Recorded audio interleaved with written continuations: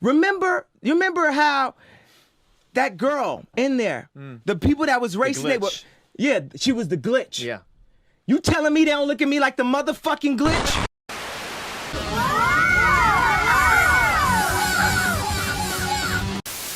Sonic 06 is glitchy. Whoa, really, dude? That's fucking crazy. Holy fuck. Really? Holy shit. What the fuck? What the fuck? Holy shit.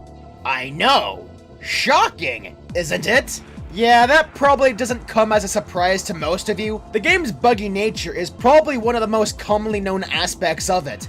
And depending on who you are, it's either a point of contention or a source of ironic enjoyment. Thing is the game really that glitchy? Yes, kinda, but maybe it isn't that glitchy? There are parts that are definitely bugged, and the game in many regards is blatantly unfinished. But as far as how much the game straight up bugs out, well, it's inconsistent from playthrough to playthrough. Some playthroughs are more glitchy than others, though the fact that the game can and has the chance to inexplicably kill you with some wacky nature is unacceptable. The game's general lack of polish is unacceptable as a whole, even if it can be funny. As far as I can recall, there was one glitch on my first playthrough where in Crisis City, I was bouncing from spring to spring only to miss one and fall to my death. One of my personal favorite glitches is one where a companion character would just die for no reason, and their corpse would just stay there. She's just dead. Oh God, Amy. No. Oh. She just died there. Some creepypasta shit, let me tell ya. Does get a chuckle out of me though. And then there's this one.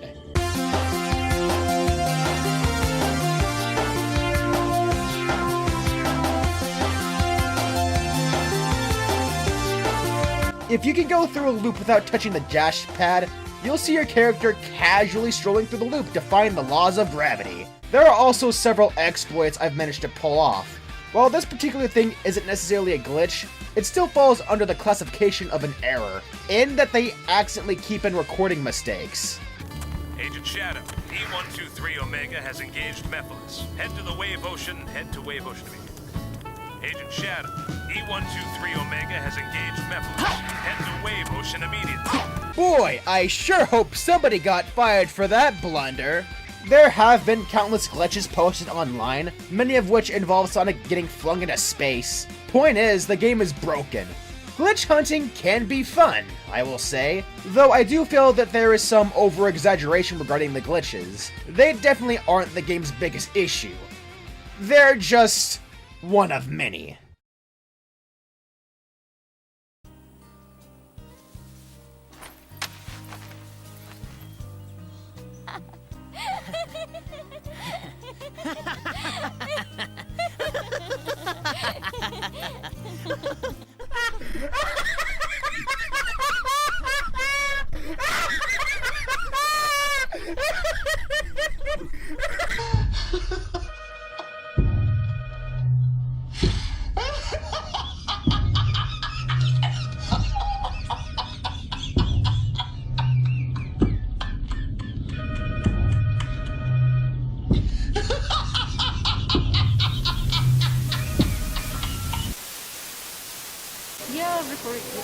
Are you recording? Right? Yeah, I'm recording it. Oh my god. Okay, so it's 3 tokens required. The Sanrio one, right? Yes! They're cats! They're fucking cats.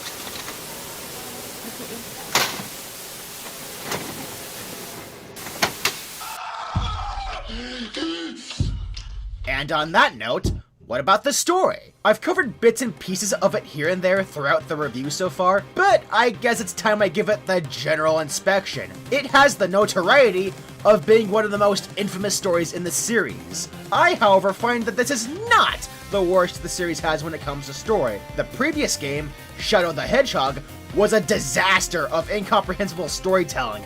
It tries so hard to be dark, but chickens out in so many areas. But they force out mild swearing to make you think it's mature. Can't forget this lovely line of dialogue. Point is, compared to Shadow, 06 is a masterclass of story. It's also leagues better than the meta-era stories. And yeah, I'll get to those when I get to those. Okay, 06 having a better narrative than Shadow or the meta-era games isn't exactly high praise. 06's story is still a mess of many layers. But on a conceptual standpoint, it's not terrible. It's actually a promising idea. A big ensemble adventure in a unique locale with cool world building, a cool new hedgehog character, a dark, sinister new villain, a destroyed future, larger-than-life stakes, and time travel.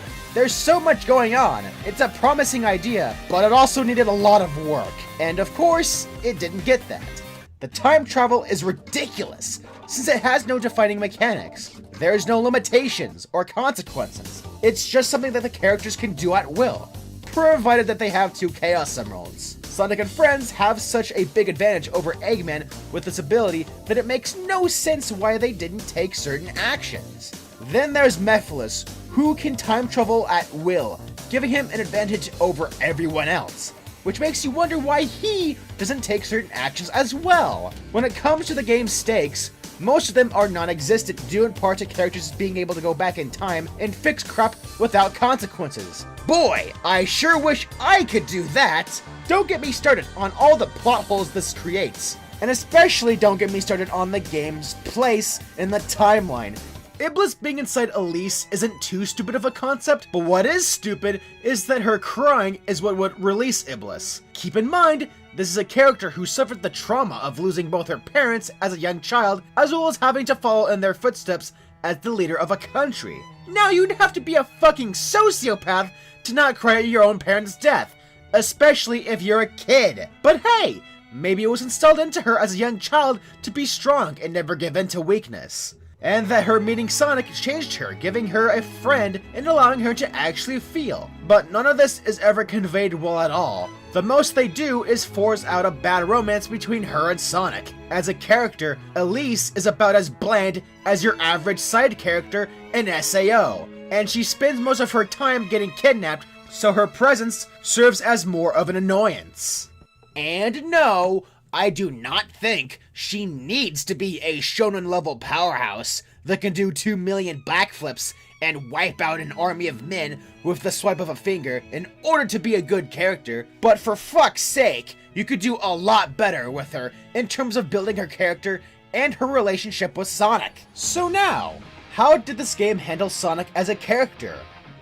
Not very great, honestly. He has a few scenes where he's in character, and a few nice lines of dialogue, but in terms of his personality, they made him more... Don't be late. How do I put it? Serious?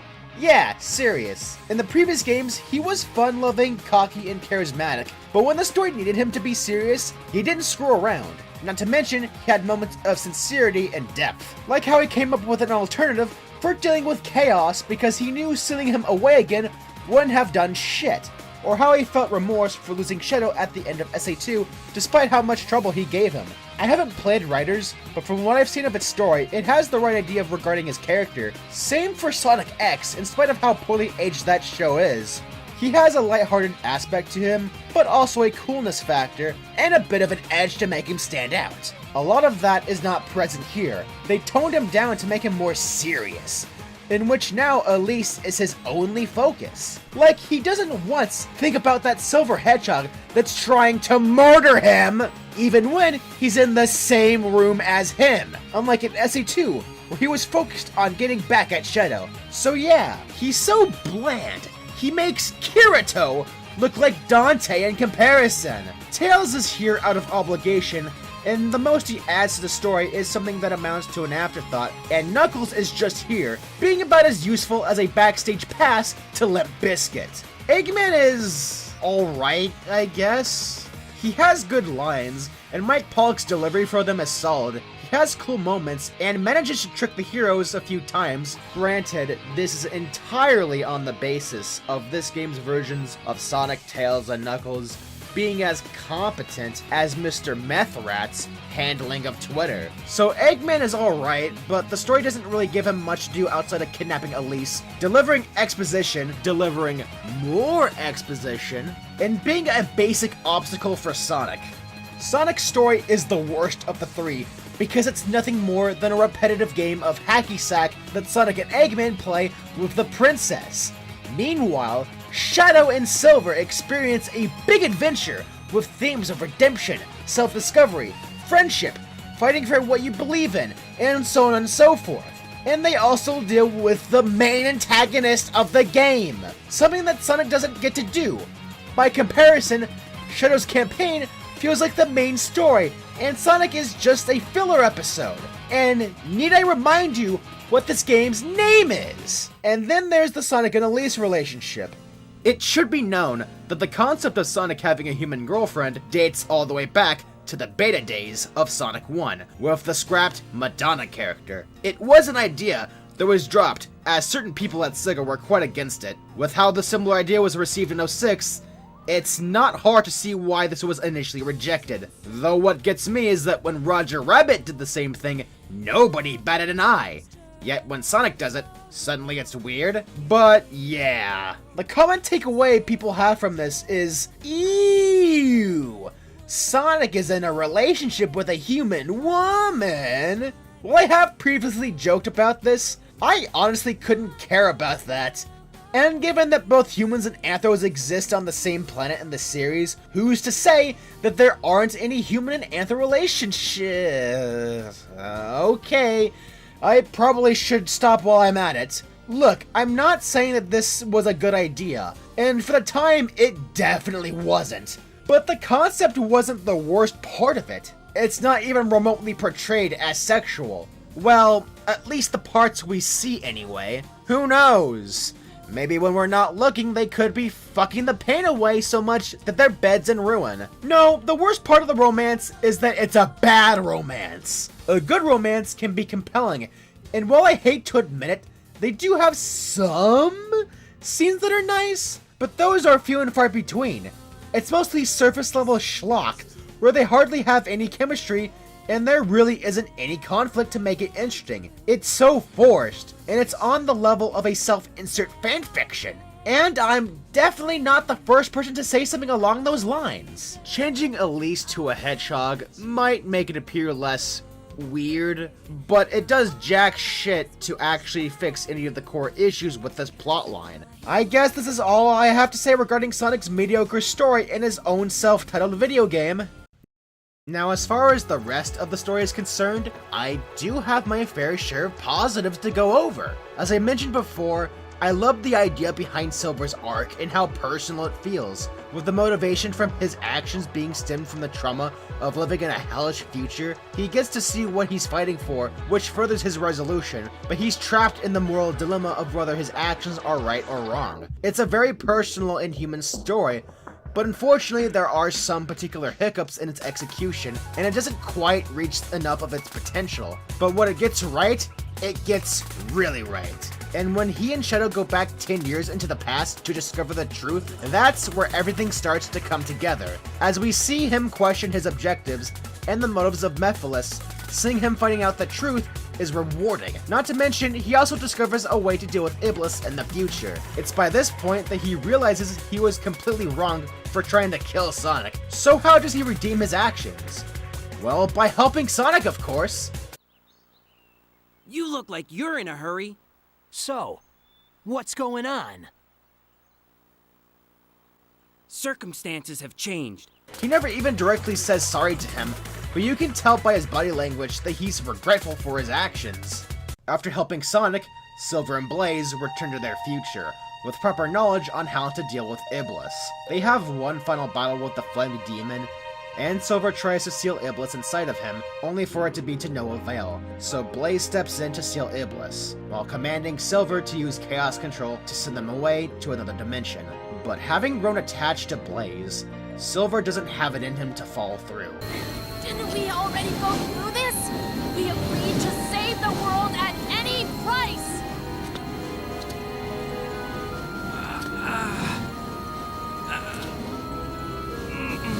I can't.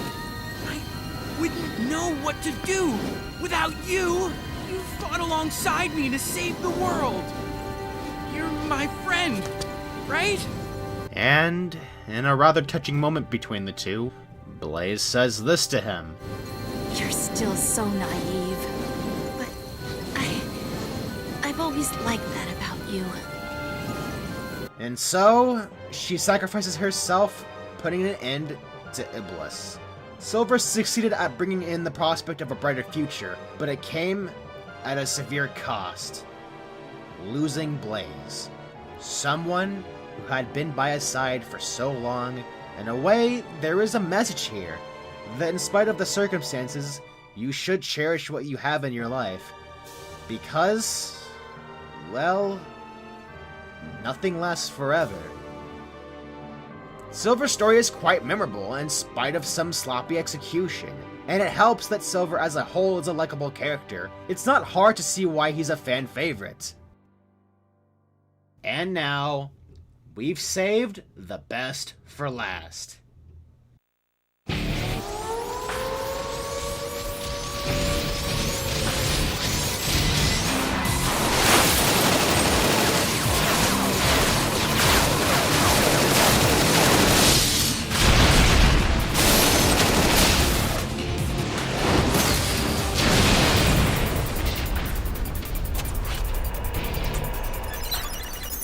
Transmission from HQ. There's an SOS coming from Dr. Eggman's base. Our last communication with our agent was 26 hours ago. We expect an immediate rescue. Shadow the Hedgehog. Understood. Initiating the mission now.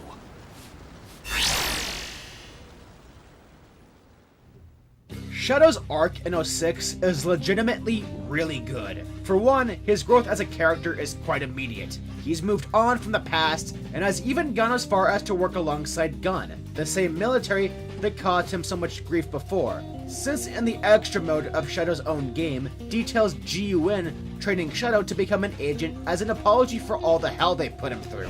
Shadow, do you read me? First, I want to apologize for the other day. Actually, I just became a grandfather last week, and I was thinking of maybe having you over. I know that training is tough, but try and do your best. And it makes sense for him to take them up on it, since it would give him the tools to defend the world from evil, fulfilling Maria's wish. It also helps that one of his closest confidants, Rouge the Bat, already works with them. In this game, he's just a straight-to-the-point badass who gets shit done, and he's just more confident and reassured than ever before. But more than anything, this game understands that the core of Shadow's character is friendship. With the way he comes to the aid of his friends, he saves Sonic from Silver trying to kill him. He chooses to protect Rouge over the Scepter of Darkness, despite the ramifications of it breaking and releasing Mephiles. When he sees Omega in the future, shut off and rusty, he shows concern and tries to fix him, to a point to where Rouge had to convince him to leave him alone. And when he hears that Silver is being manipulated by Mephiles, he goes out of his way to free Silver from the deception that Mephiles brought upon him. On that note, Shadow being the one to set Silver right is kind of poetic.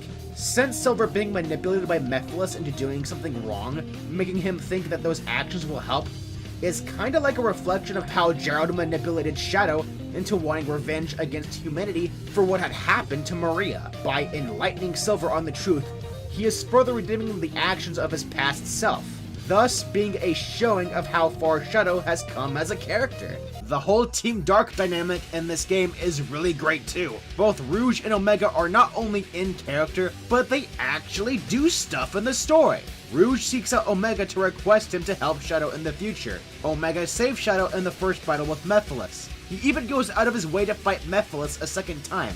Yeah, Omega's a real one. Not to mention the chemistry the three of them share is something I really like, especially with the way they try and comfort Shadow when it comes to a big revelation, which I will get to in a moment.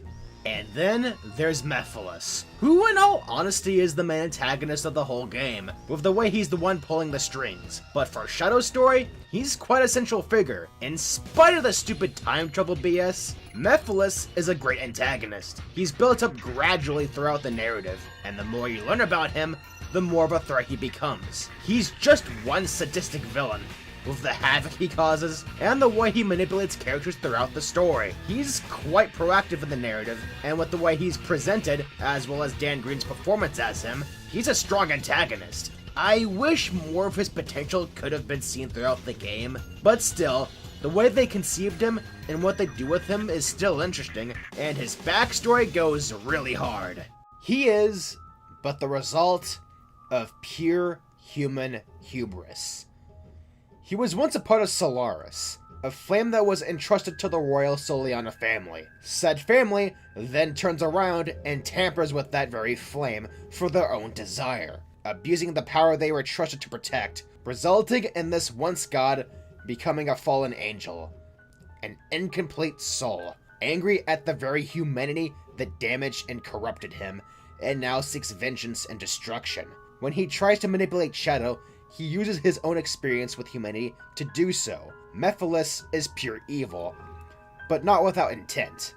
He has an actual motive, that of revenge. Mephiles is representative of how far humanity will go to perform certain actions that have consequences. Consequences that have dire effects. Dire effects that harm so many, but also, doesn't this remind you of someone? A certain other character in this series? For all the people on that planet. Sayonara, Shadow, and Hedgehog. I still remember what I promised you. To the people of this planet, I promise you revenge. Yep, Mephiles is such a clever mirror to Shadow. Shadow being at his peak in this game pretty much goes up against a version of his past self that's irredeemable. Mephiles may as well be considered the final boss to Shadow's arc throughout these games. They're both sides of the same coin, being powerful beings who were used by humans to beat death, and were also subsequently damaged by humanity as well. He is a Shadow without the love and compassion that was instilled to him by Maria. He is a Shadow who never fought alongside Sonic to save Earth. He's Shadow who never had Rouge and Omega by his side. He's an entity of hate and destruction. He's the embodiment of Shadow's dark past. So it really works out that he's the one that causes Shadow's conflicts in the game. And it all ties itself together perfectly when his main method of getting at Shadow isn't just by trying to kill him physically, though he does try that, but through the means of psychological warfare. This segues into me talking about their interactions. When he chronologically meets Shadow for the first time, Shadow seals him in the scepter. One detail I always liked was him taking note of Shadow's form. Shadow, your face, your form, I will remember. Your death, certain. You will die. Then when he's released later on, he morphs into a form resembling Shadow just to screw with him. Since this was a major setback for Mephiles, he obviously wants to get back at him, but he doesn't just want to kill him, he wants to break him. To break his worldview, break his faith. When the Iblis incident happened, humanity ends up blaming Shadow, persecuting and hunting him down. After the world was devastated by Iblis's flames, what do you think happened? A search for the guilty. Who did this, you may ask? Humanity wasn't just jealous of your power, they feared it. They used this incident as an excuse to hunt you down. This works so well as a dilemma for Shadow because by this point, his conflict with humanity was resolved. He left the past behind, and is now more confident than ever in his promise made by Maria to protect humanity. Yet his past still somehow finds a way to haunt him, with the very threat of those people who he's sworn to protect possibly turning on him because of his past sins, and because of his immense power, just like with what happened on the Ark, and just like what happened with Mephiles. That said, Shadow is a man on a mission, determined to defeat Mephiles, not letting the fear of the future get in the way. He decides his own fate. That's absurd. Whatever it is you want to do, you can do it alone. You forgive humanity this folly, then? I determine my own destiny. Though this plot point does not go away that easily as it comes up later. Only this time it's revealed that the one who defeated Shadow in the future is Omega, one of his very own friends. Shadow.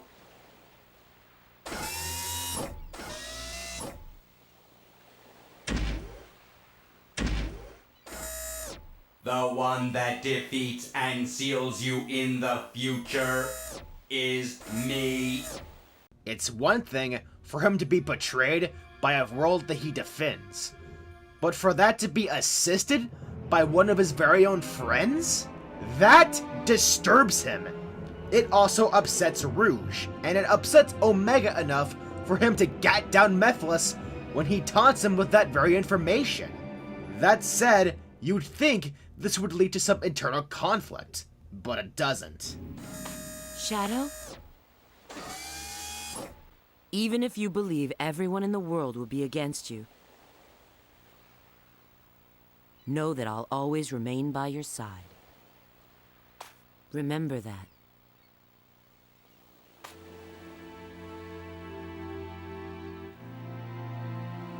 I will.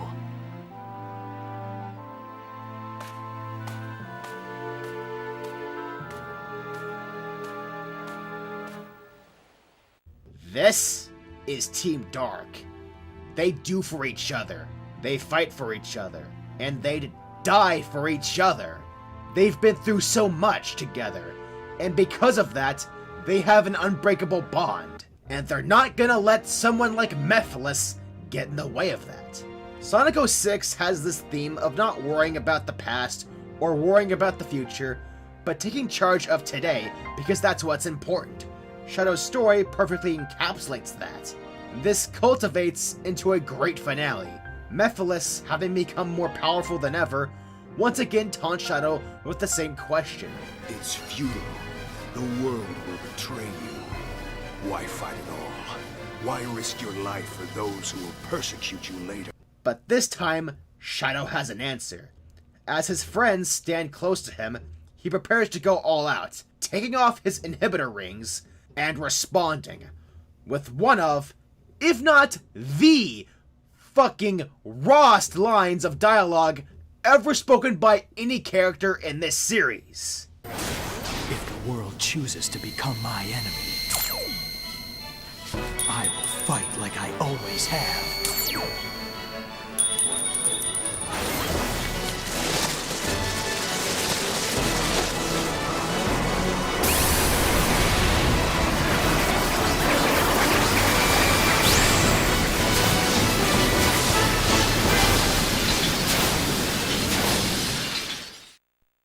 It's just so powerful. There is a message here. No matter how bad things have been, and no matter how bad they can get, it's always worth it to keep going and to focus on what's important now. Yeah, given 06's overall issues with its story presentation, it's certainly not perfect.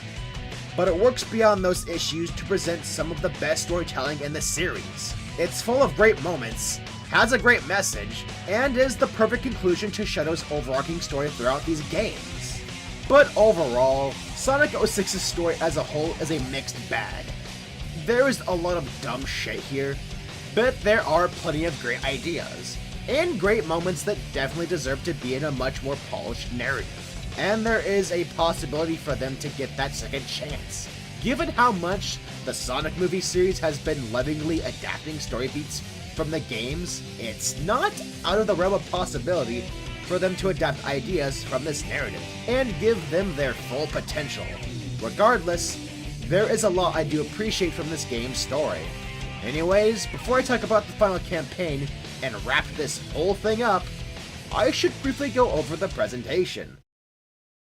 It's worth noting that the footage you see here is of the PS3 version, which does look worse texture and lighting wise compared to the 360 version. Not by that big of a margin, but it's certainly noticeable. When I had to record footage, all I had was the PS3 version, and by the time I had access to a 360 copy, it was too late. Just know I'm basing my opinions of the visuals off of the 360 version. I can imagine that for the time this came out, the graphics must have been really good. I still think they hold up decently. Granted, certain aspects haven't aged well, such as the human models, but the overall environment textures look alright. I really like the character models for Sonic and most of his friends, especially Sonic, Shadow, and Silver, as well as Blaze, who looks lovely. I like how Amy looks, and for what they were going for with Mephiles, his design is genius, being this crystallized, fucked up shadow design. And then there's Rouge, and this might be the best she's ever looked. If not the best, then at the very least on par with her SA2 look. Well, I certainly agree with this statement. How the fuck did you get in here? Whatever, moving on. Considering that they were aiming to have those designs fit in with the more realistic art direction, this could have been far worse. I just think that the models look cool. Granted, I don't think all of them transitioned that well to the style, but look at Sonic, whose longer quills and lankier body really fit well with a character of this magnitude, and honestly seems to be the closest we have to Yuakawa's Sonic art in 3D. I just look at the posing in the official renders or the in-game screenshots, and I just can't help but think, damn, he looks radical. Not to mention, his model really interacts with lighting super well. Same things apply to Shadow and Silver. These would be perfect in-game models if it weren't for one issue: the lack of animations in gameplay, and the lack of facial emotions in the cutscenes. This, unfortunately, has the effect of making these characters feel somewhat lifeless. There are actually fan renders that rectify this issue and manage to add more expressiveness to him, so it is possible to make these models look more animated facial-wise. I think the attempt at a realistic art style is interesting. I kinda dig this high Final Fantasy look. Granted, I do prefer the mix of grounded and abstract that was in the environments of the Genesis games, Adventure 1 and Heroes. Even the more grounded Adventure 2 still had quite a bit of stylization to it. Then again, 06 does have its own flair, with its high fantasy, larger-than-life environments. Many of them look cool. Many of them are bland, but generally they are carried by their atmosphere. My favorites include the charming Soliana Castle Town, Wave Ocean, Flame Core, and Tropical Jungle. I also really like White Acropolis too. Now, I should state that I really wouldn't want every Sonic game to have this style, but just for this one instance, or even every once in a while, this is alright. The English cast of Sonic X that made their debut with the games, starting with Shadow the Hedgehog, reprised their role here. Given that this is pre-Unleashed for kids, the performances here are awkward. I mean, Sonic still overemphasizes every syllable and just doesn't have proper emotion. Okay, with your help, this should be a piece of cake. I also remember finding myself cackling at Shadow's overdramatic in-game dialogue. No! I do admittedly like Pete Capella as Silver.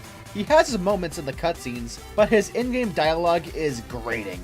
Still, it's very apparent that the cast here is trying with what direction they're given, especially with Jason Griffith as Shadow, Dan Green as Mephiles, Mike Pollock as Eggman, and even Pete Capella as Silver. But as a whole, the performances are not the best. It's worth mentioning that it was at this point that the fan backlash for the 4Kids cast started to get ridiculous. This wasn't just limited to rants on YouTube, but there was a full-on public boycott, with people literally placing flyers in public areas in an attempt to get the cast fired. Like, imagine in 2006, you're going to the gas station, or you're walking to your job, and you see this. I got a lot of fan mail in the beginning, and also a lot of hate mail, I guess you could call it. And, you know, it sort of ranged from, you know, I don't really like you on the show, I'm sure you're a great person, to maybe you should die, you know, or what would happen to me after I did die. And it, like, why would you have such hate for a person that you don't even know? And it was just a stream of obscenities, you know. And I reported one or two people because it was ridiculous, you know, getting opening up your MySpace account or whatever and just having to read stuff like this. Because I would read everything, and I'd always respond. I'd always say, thanks for your opinion. Sorry you feel that way. You know, I don't know if there's anything I can do, though. It got really bad, to a point to where even Ryan Drummond had to step in and tell people to stop. There were even supposedly threats made towards the cast. I couldn't find evidence of this, but given the state of affairs back then, and hell, even nowadays, I wouldn't even be surprised.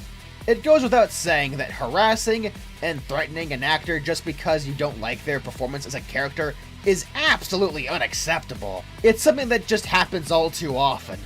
I don't know if that was him.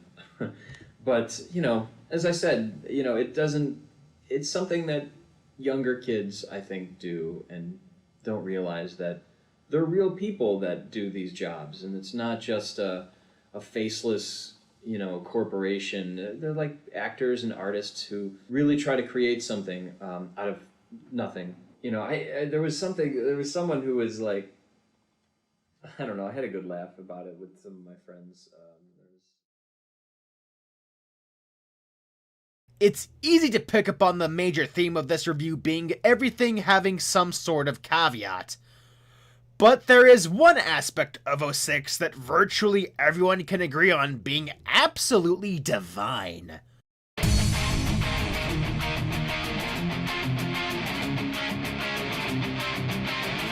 You know, maybe I even stand up and get a little boogie with it.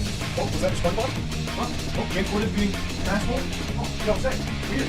It's almost like I knew it from the get-go. Oh, that makes the jerk.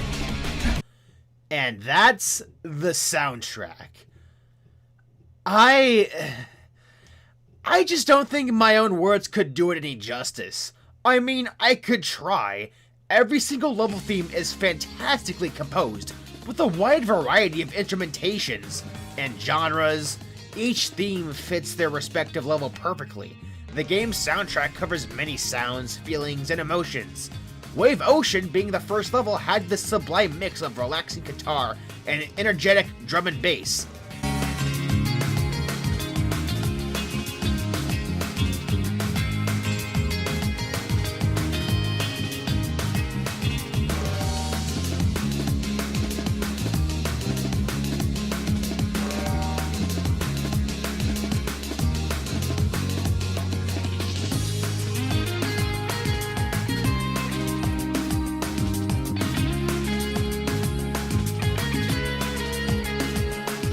Kingdom Valley has this determined yet frantic theme throughout the most of the level.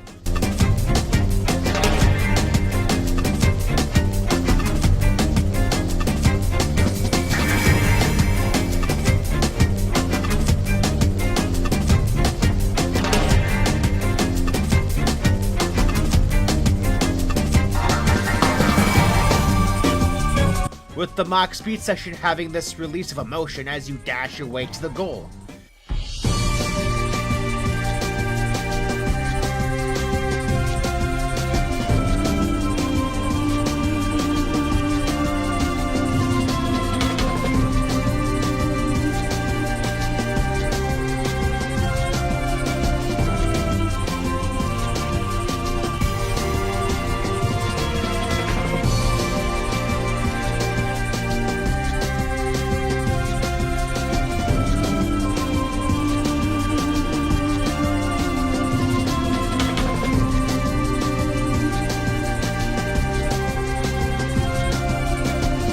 There's Crisis City, which is self-explanatory.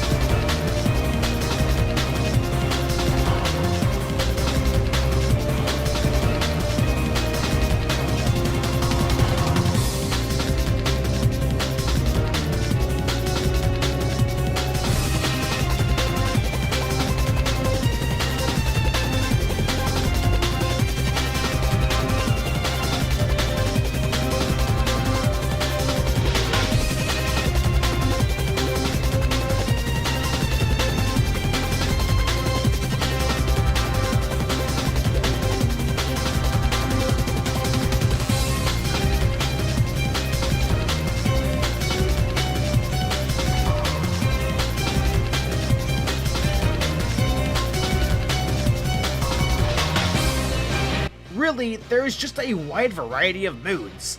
And this carries into other parts of the game, like the hub worlds. They're all very peaceful tracks. However, Soliana Castletown segues into a charming, playful feel.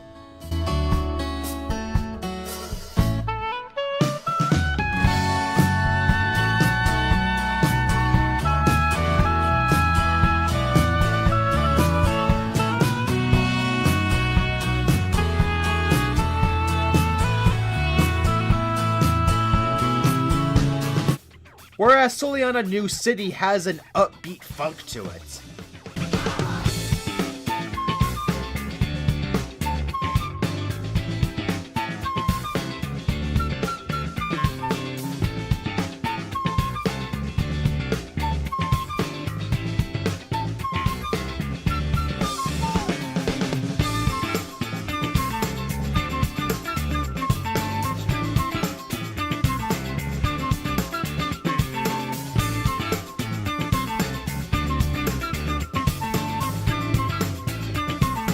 And then there's Soliana Forest, with its more wondrous feel.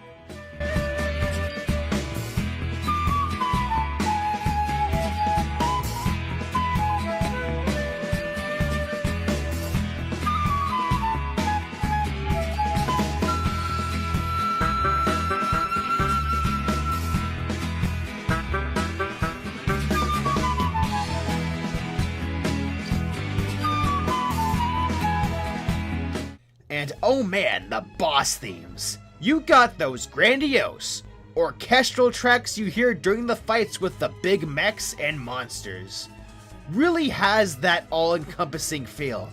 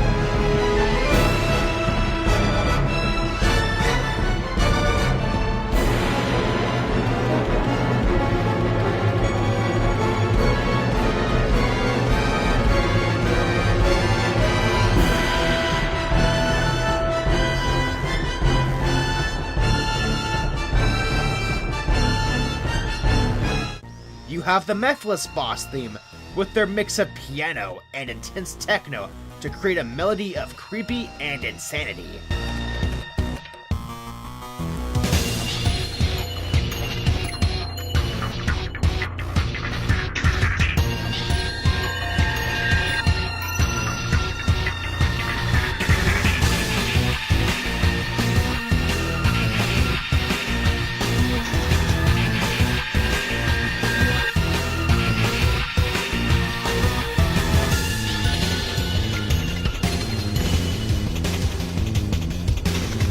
The cutscene music is also really good, setting the mood for them, and adding a significant amount of emotion and personality to these otherwise awkward cutscenes, especially with their genius use of leitmotifs.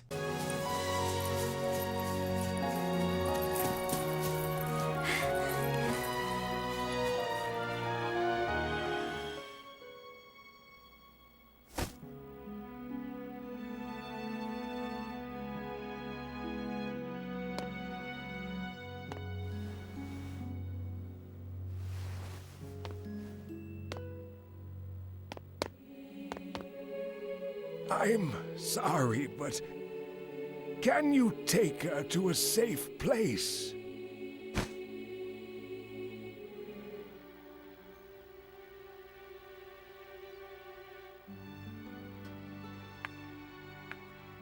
So this is where you are. I've been looking for you.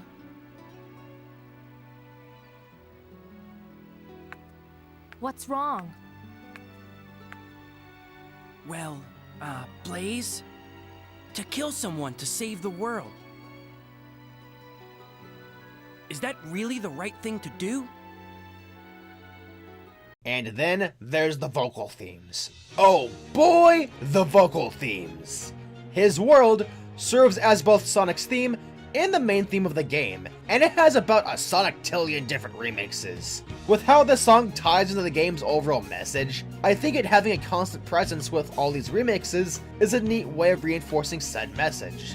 I'll just stick to talking about the vocal ones, to which there are 4 of. They vary in terms of tone and lyrics, but the message remains consistent. It's a song that ties into Sonic's sense of tenacity and undying willpower. However, it also ties into some of Sonic's ideology, as well as the main message of the game's story. Those being that even in difficult times, you have the strength to prevail.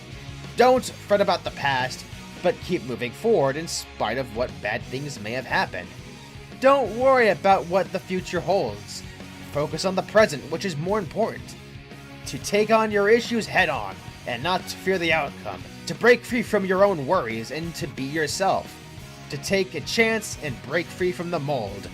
To pursue your own destiny and not let anyone or anything get in the way of that. And to never let your vision be compromised. Yeah, I know some of this might come off as cheesy and or corny to some of you, but I just really like it. It kinda resonates with me. It almost feels reminiscent of those motivational monologues you'd see on the Japanese boxes for the classic Sonic games. I personally find it to be one of the best vocal tracks in the series. As far as the different versions go, the Zebrahead version is fast-paced, energetic, aggressive, and I love it. It's raw, Sonic the Hedgehog punk rock. It's pure hype. He's a rocket and he's ready to go, cause now the countdown is started and it's ready to blow. It's got the dope sounds bumping and it's stereo, kicking ass fast, putting on a show. I wanna get yourself together, there's no time to rest, and if you put the time in, he'll bring you to the test. He's like the running man in his world, more is less, and if you wanna test him, best bring your best. He can't stop now, lock and load, don't stop now, come on and rock and roll. In this world, gotta make your own way. Is all in this world. Life is just a game you play. Never fear the fall. When you leave without a net, you'll find there won't be there all the time. So watch your step, yeah, watch your step, don't fall. Though I should mention that this version isn't used in the game at all. The Crush 40 version is slower, but it's more impactful and empowering, and it goes hard, though it's also not used in the game. He can see and he can feel without one touch. It seems unreal, but it's true. The power lives inside of you. Inside of you, yeah. In this world, where life is strong. In this world, life's an open door. In this world, compromise does not exist. In this world of worlds, every step meets the risk. The version that is used in the game feels like a mix between the Crush 40 and Zebrahead versions, and overall gives off the feeling of a grand adventure with high stakes and spectacle. It's super fun to listen to, and it feels really epic. Get yourself together, there's no time to rest. And if you put the time in, he'll put you to the test. He's like a running man, in his world war is less. And if you wanna test him, best bring your best. Don't make me spell it out, bring your best. In this world, where life is strong. In this world, life's an open book. I really like all 3 vocal variations of the song, and I can't really decide which one's my favorite. There's also the 4th version, the Bentley Jones version of the song, which nobody ever brings up. It's a softer, more emotional take on the song, yet it still feels epic like the other versions, while also having this essence of serenity to it. Cause we can see your strength inside. And if you fall, if you may falter, we'll be with you, that will not alter. He can see and he can feel with that one touch. It becomes so real, but it's true.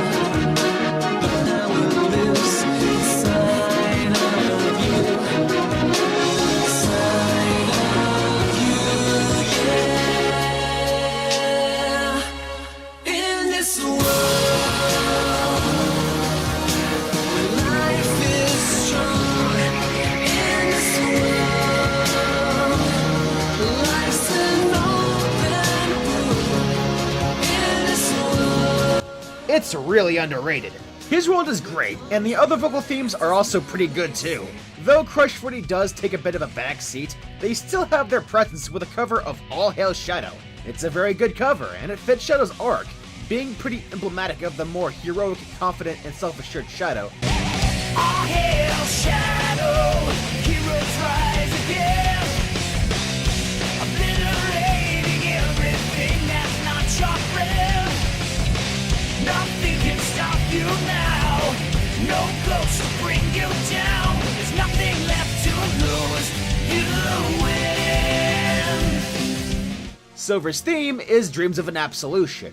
In some ways, it ties into Silver's insecurities and existential anxieties that are fueled by the hell he's had to endure, with lyrics that talk about wanting to change the past, as well as the uncertainty regarding whether or not he'll still be together with someone, most likely referring to Blaze. Yet it also talks about how, despite these anxieties, he still has that desire to protect what he loves, and will always have that desire to fight for a better future. A future of absolution that he's dreamed about for so long. It's a mix of uncertainty, hope, and romance.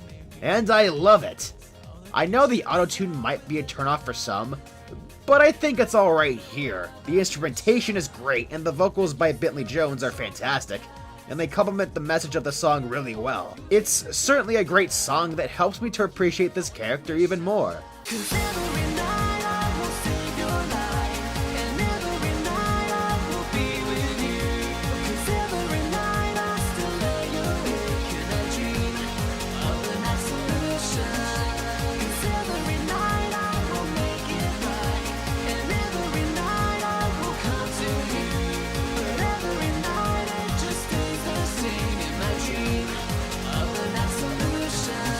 So that's basically everything I have to say about the soundtrack. Okay, well, almost everything. I forgot to mention the results screen music, which is my favorite in this series. It's so relaxing.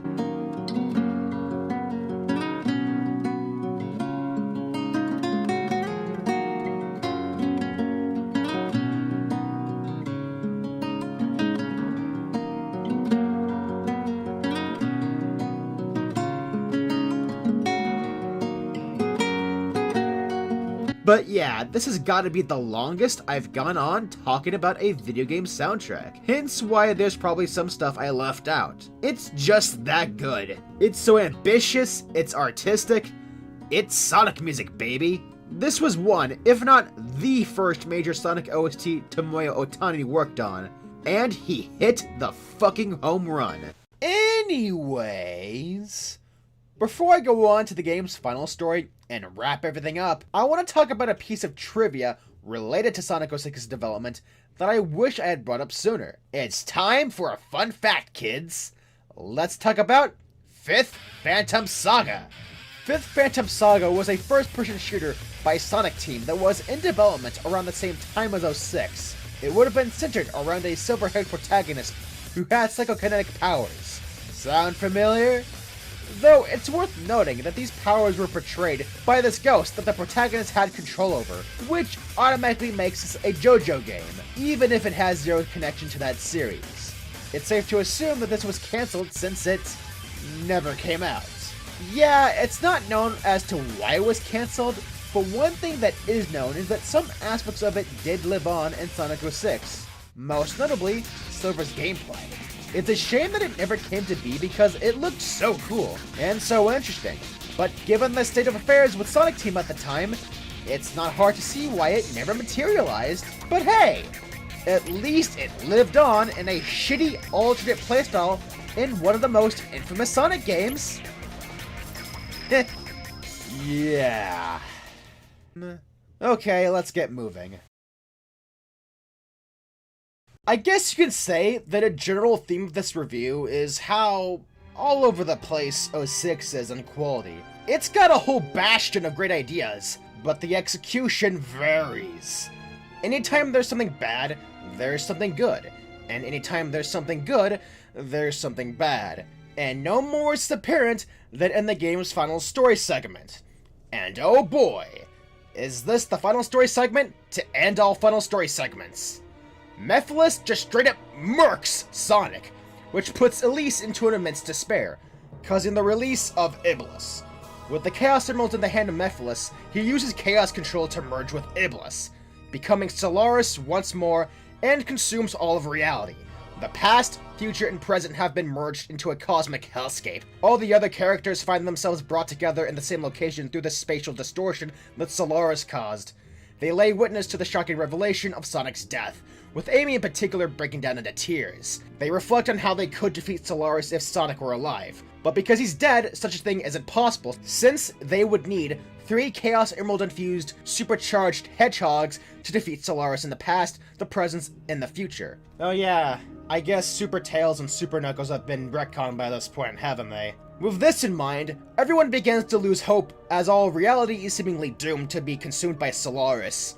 However, Elise senses Sonic's presence within the wind, and takes that as a confirmation that he isn't dead yet, and that he's still holding on. They figure they could heal him with the power of the 7 Chaos Emeralds, so they all set off through the distorted world collecting each of the emeralds, to which they then revive Sonic, with Sonic, Shadow, and Silver going super, taking on Solaris in a grand, final battle that takes place across the space-time continuum, a fight where the fate of the universe is held on a thread. On a conceptual standpoint, this climax sounds insane, having some of the highest, if not the highest stakes in the series up to this point, with Sonic dying and a literal universe-destroying threat. Mephiles won, and has the universe in the palm of his hands, and the heroes have to overcome great odds to reverse this, not to mention a final battle where the 3 main hedgehogs in their super forms fight this all-encompassing celestial being in a tete-a-tete across the past, the present, and the future. It sounds like such a big, epic finale, but this is Sonic 06, so as I mentioned before, the execution is all over the place. For one, there's Sonic dying, which should be the shocking and dramatic moment, but it falls so flat. He's killed in a lame-as-hell way by a person who he's never interacted with. Such a waste of a potentially interesting moment. Here's hoping they don't screw this concept up again if they give it a second try. At the very least, they could have shown Sonic putting up a fight, but still losing in the end. That could have made it feel more impactful at the very least. Even the 2 fake-out deaths in the Sonic movies had a sense of impact because Sonic's relationship with the other characters, as well as his rivalry with Robotnik, was better developed, and we saw him go through more than what we do here. And now, we move on to the game's true final level, the end of the world. Not to be confused with the Sword Art Online episode of the same name. It's a level in the same vein as Cannon's Core from Sonic Adventure 2, except instead of having a new environment, it's the same environments you've already gone through, only with different enemy placements and 2 new hazards. Yeah, these are environments that have been visited 2, 3, maybe even 4 times already, so suffice to say, repetition plays a factor into this. They didn't even create new layouts with these textures. Though from a game development standpoint, I can see why they opted to do this, but even that's not the worst issue. Those fucking black holes are a bane of existence. There are 2 types, one that shoots projectiles, and another that sucks you in and kills you in an instant. And they're placed in the worst possible spots you can imagine, especially the latter of the 2. I am all for a challenging final level, don't get me wrong, but this shit is cheap. And furthermore, you're also having to deal with the quirks of the Amiibo characters, so have fun with that! I definitely do not think this is a good level, but there are things I still like about it. I love the chaotic nature of it. That gives it the feel of finality to it.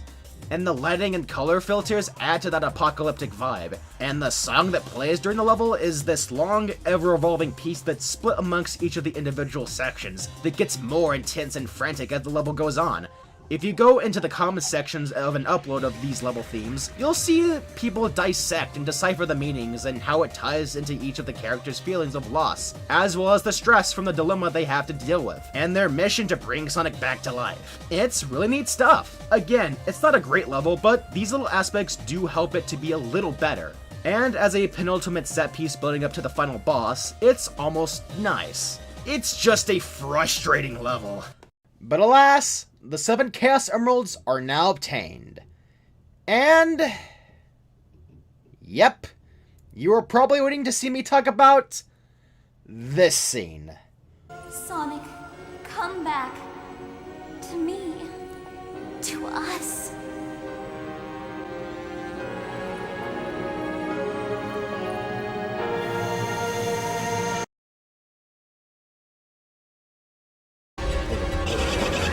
Whoa, whoa, whoa, whoa, whoa. What whoa, the hey, hey, hey, hey, hey, hey, hey. What the fuck was that? What you see right here is the literal kiss of death that would further cement this game's infamous status as a franchise-tarnishing dumpster fire. But I'm going to be real with you guys. I think this scene has been blown way out of proportion. Now, don't get me wrong, I'm not defending this scene. In fact, I'll just give my opinion of it here. I think it's stupid, but that's really all there is to it. It's just a dumb, corny kiss. There is barely anything sexual about it. The accusations that have been made of Sega promoting bestiality are not only unfunny, but also straight up negligent. But the fact of the matter is, you get unfunny journalists who are still bringing this shit up to this day. Like, come on, just please, let it the fuck go. Though I can get why this freaked people out all the way back in 2006, but come on guys, it's been 16 fucking years. Yeah, the kiss is stupid, but as cringy as the kiss is, what follows after makes up for it.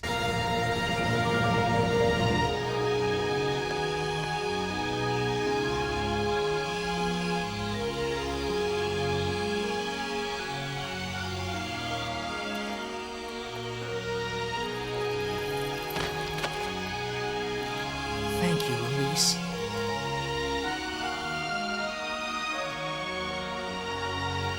We get a really badass transformation sequence with the three main hedgehogs, and the build up to their showdown with Solaris is just so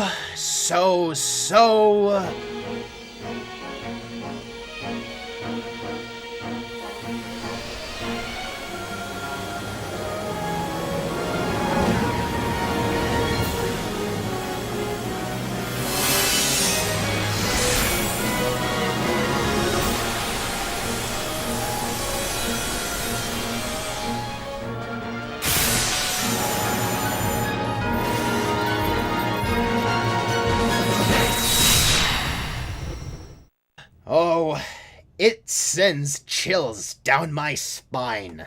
And now we end off with what would be, for a time, one of the last few really good supersonic final bosses.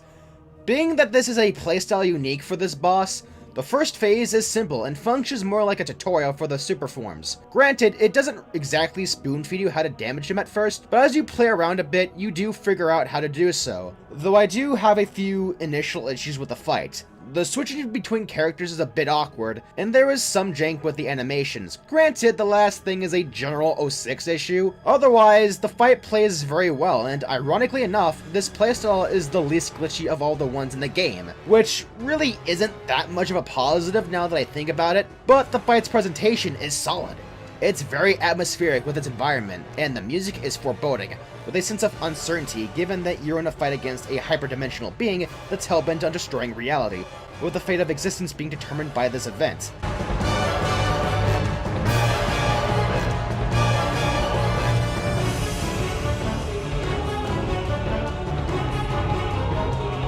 Solaris has a design that's imposing and intimidating, and the more you damage him, the more creepy and uncanny he looks, and his screams sure are frightening.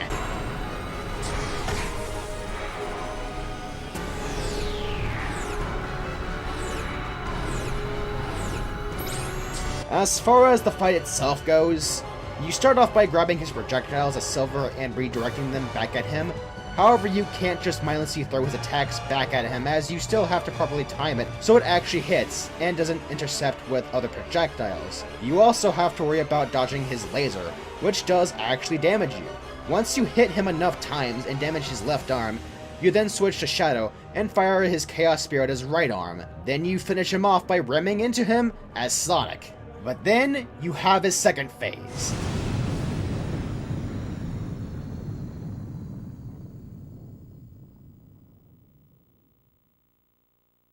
Is it over? No, it's not over yet. I guess it's not gonna be that easy.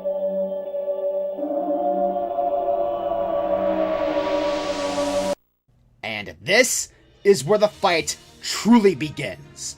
You're free to attack him with any of the 3 hedgehogs, but here is where he reaches his absolute limit, as now his attacks become crazier and he's harder to hit.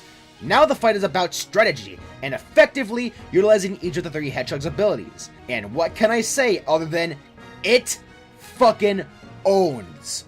From a gameplay standpoint, it's really good, but it's elevated by the sheer might of its otherworldly spectacle.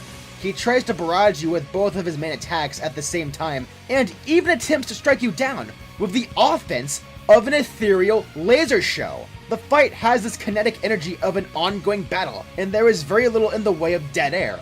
The vibe here is on point with how it contrasts with the previous phase that had that atmosphere of uncertainty, whereas here, the vibe is closer to that of the heroes on the verge of victory. Solaris becomes more desperate and puts up more of an intense fight. Both parties giving it their all in this high-stakes duke-out over the fate of the universe, further complemented by the dialogue. Don't hold back, let him have it, Silver! You can do it, Shadow! Don't let him beat you, Sonic! Silver, please! Protect everyone's future! Sonic, I believe in you! Shadow, I'm trusting you to do this! I'll release you from the chains of your past. I will protect the future! The present day, the here and now that you've stolen, time to take it back! A super-dimensional being. This might even be a fair fight. Let's see how long you can keep up that big attitude. The root of all our problems. I will defeat you, Solaris. All right, it's my turn. Let's have some fun, Solaris. And the out-of-this-world rock orchestra rendition of his world, ultimately reinforcing the game's main theme and message for its bombastic climax.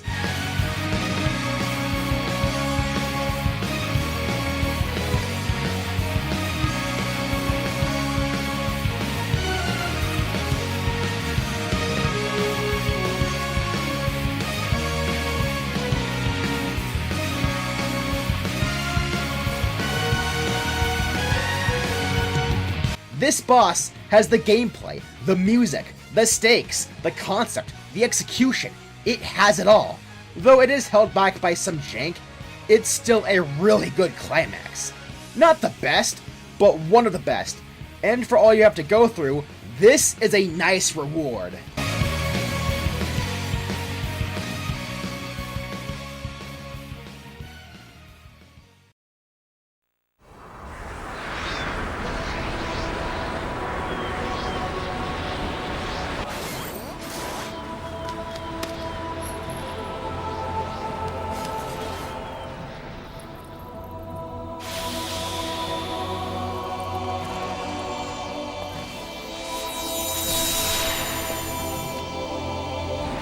Solaris is defeated, and the time distortion created by him is reversed.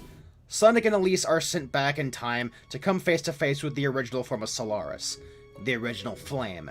This is where the game's message of not living in the past, not worrying about the future, but focusing on the now, gets its final go-around. It's revealed in a flashback that the Duke of Soliana wanted to use Solaris to control time for the sake of him and his people being able to rectify mistakes and avoid tragedies. One of those being the death of his wife. As we all know, this didn't go well. This failure to accept the past causes the split of Solaris, which serves as the catalyst of all the major conflicts throughout 06's narrative, pretty much leading into the collapse of time and space. However, our protagonists have the chance to rectify this, as all Elise needs to do is to blow out the flame, preventing all of this from happening.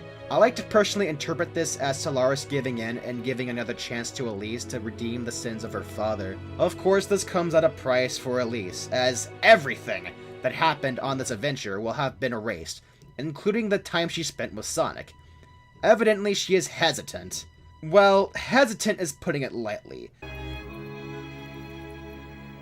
To tell the truth, I don't care what happens to the world. People have used this scene as an example as to why Elise is a bad character, as they see it as her being portrayed through a selfish light. And I will say that, yeah, the writing here isn't exactly the best. Like, there could have been a better choice of words here. At the very least, saying something along the lines of, I don't want to lose those precious moments with you, as cheesy as that would still work a lot better. But still, I do actually see what they're going for here. Elise, who was forced to live a rigid life, was finally able to live thanks to Sonic. She was finally able to be free. Not to mention, she also had those experiences with Sonic. She has a connection to Sonic, something that she didn't have with anyone else before. Now, she has to make the hard choice to give up those experiences for the betterment of the rest of the world. I like what they're going for here, actually attempting to give her character development. It's an alright scene, but it doesn't have as much emotional impact as it could, simply because Elise and Sonic's relationship is just undercooked and really awkward in many areas. They definitely had moments, but not enough to help make this scene impactful. She really spent most of her time being held captive by Eggman, rather than doing things with Sonic. The means don't justify the ends here. That said, I do think this scene is well put together, and her character actually having an impact on the climax is nice. Following the epic final battle with Solaris, this is a nice way to wrap everything up. Despite Elise's hesitancy, Sonic says to her, "Just smile," as a means of reassuring her that everything is gonna be alright. No matter what happens, they still have technically had those experiences, even if they end up not remembering any of them. So, Elise blows out the flames, erasing Solaris, and undoing every event that has taken place. Following this is an ending that I really love. Time reverts back to the Festival of Flames, only this time, Solaris is out of the picture. So Eggman doesn't attack. However, Sonic still shows up, almost implying that he somewhat remembers the events that took place. Sonic dashes through the festival, with Elise sensing his presence, not knowing what it is, but noting that it's familiar. As Sonic makes his way to the top of a structure, a feather gets caught in his wind, and is aligned with the moon, then ending the game with the shot of Sonic staring into the moon. In spite of all my issues with the game and its story, I absolutely love this whole ending, with the way it's directed and how beautifully it's put together. I'm not sure if I can really put it into words. It's just, for a moment, I find myself forgetting every bad plot point, poorly implemented mechanic, or just general frustrating aspects whenever I see that final shot of Sonic looking into the moon, as the music peacefully and lovingly calms down and fades away, for yet another journey has come to a beautiful end.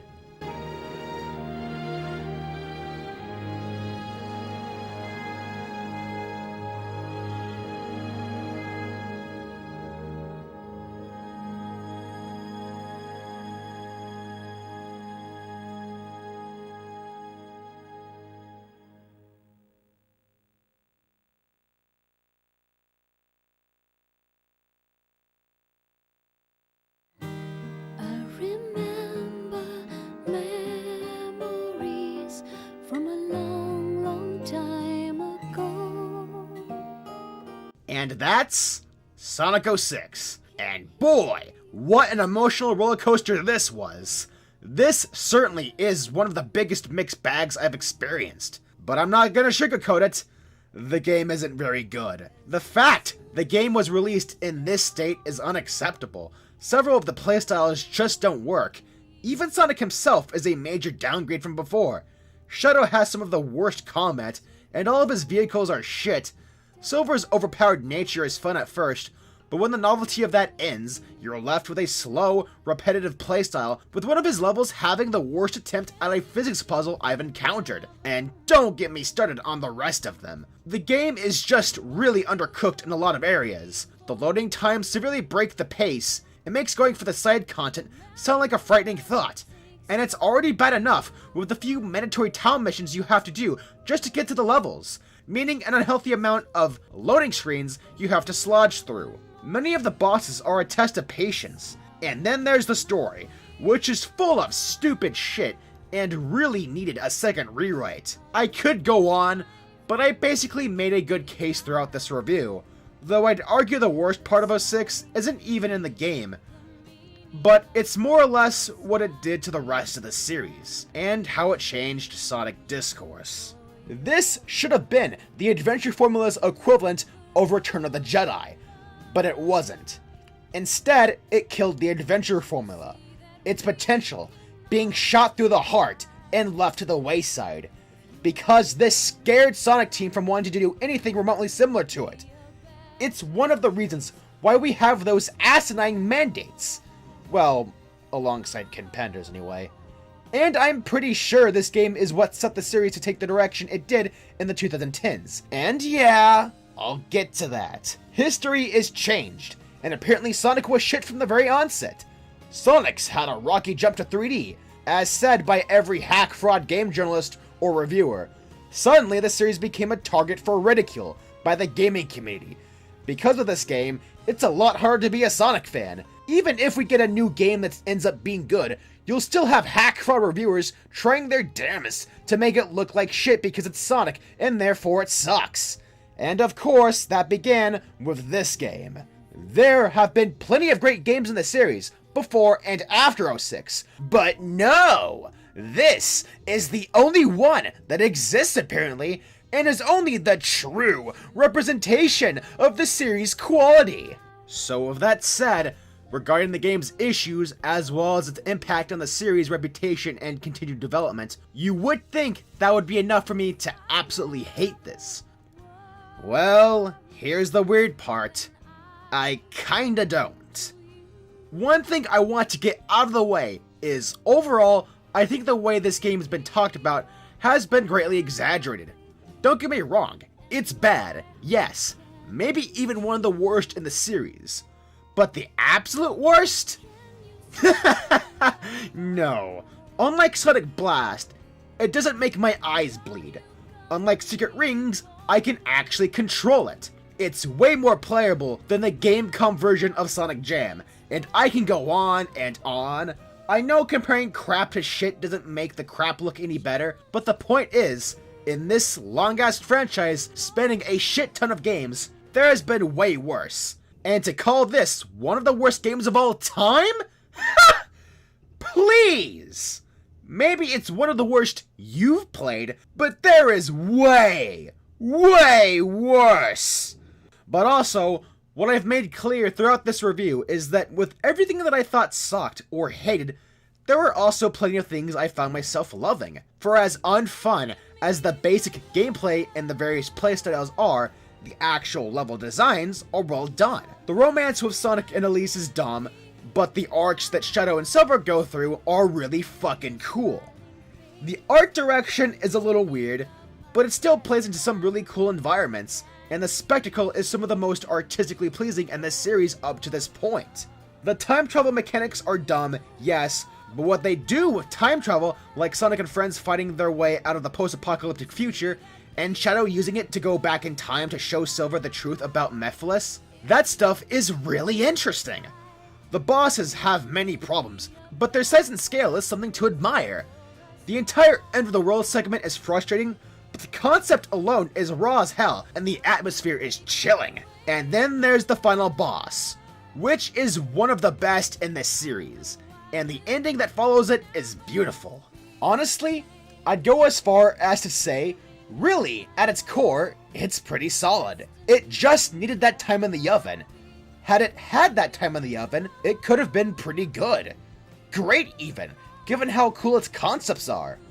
Now, I'm not one to say a game is good, simply because it has ambition and potential. Like hell nah! If a game has potential to be good, it should be good. But I can't help but at the very least find the ambition of 06 to be endearing. Despite its flaws, it really tried its best to be this really epic adventure of a game, with ideas I find myself really enjoying in spite of the execution. So yeah, the game is crap, but it's my kind of crap. It's middle of the road in the best way possible.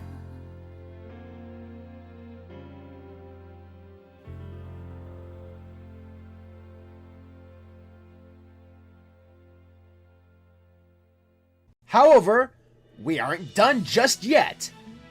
With the note of Sonic 06's potential, It would come to no surprise that many fans would wonder how Sonic 06 would have been had its development not been so troubled. And of course, many fans would have that desire to see the design of 06 come to fruition.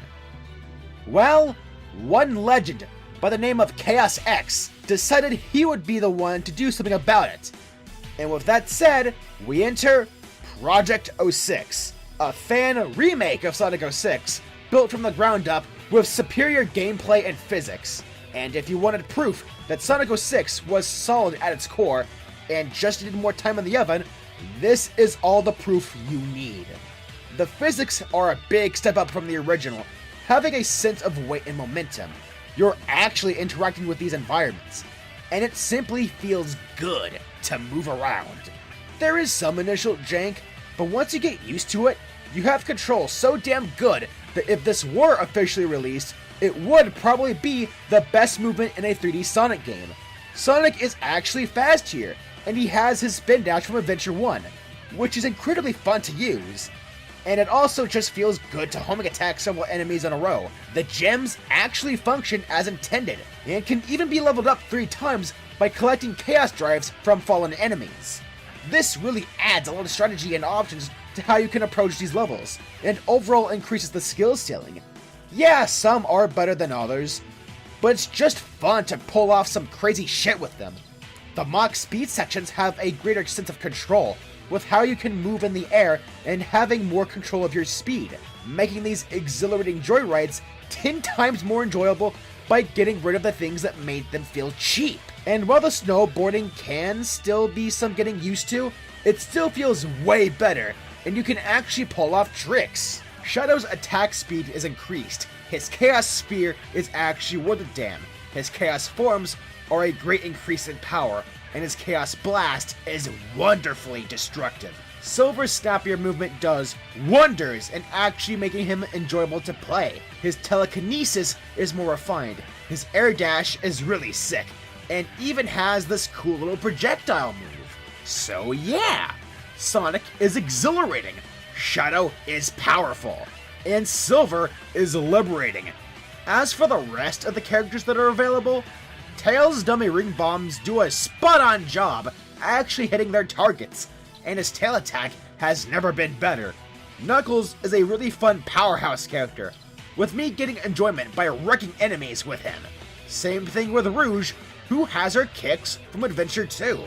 And then there's Omega, who could do more damage and have attacks that connect to each other better, but I still like that he has more options. And his first-person mode? Oh, it's so much of Project 06 is so fucking chef kisses all around. And we still have yet to see Amy and Blaze in action.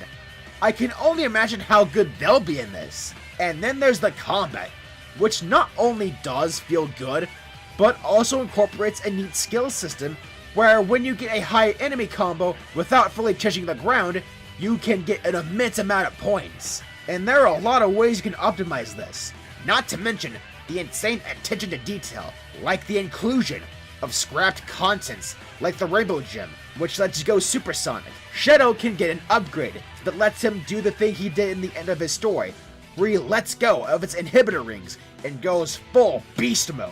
Shadow's version of Wave Ocean has it take place during dusk. Shadow's aquatic base has a grain filter to emphasize it's in the past. Quicksand actually functions like quicksand.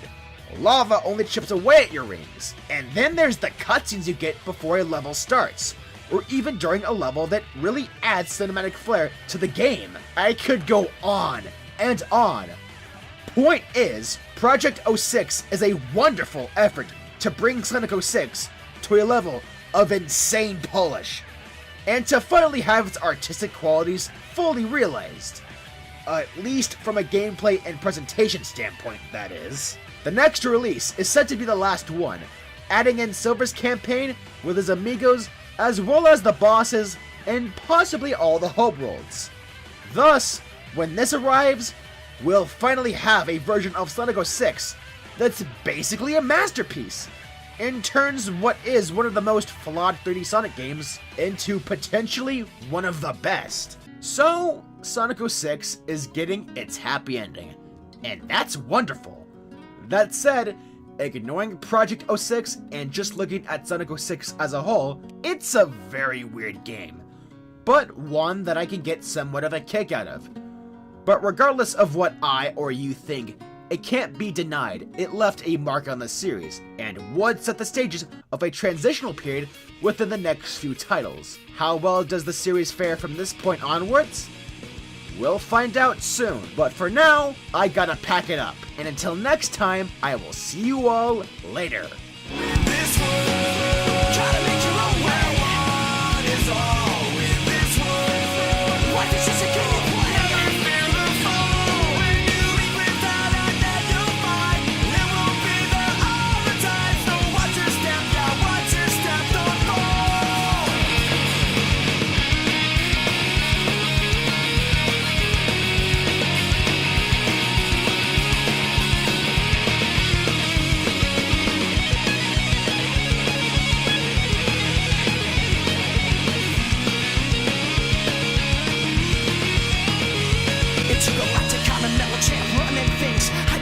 Instrumental in pulling strings. He is the one who understands when the tides will swing. So he's breaking down doors, never fall away. Because the pressures of this world, they can take the toll. The only way to break free is to break the mold.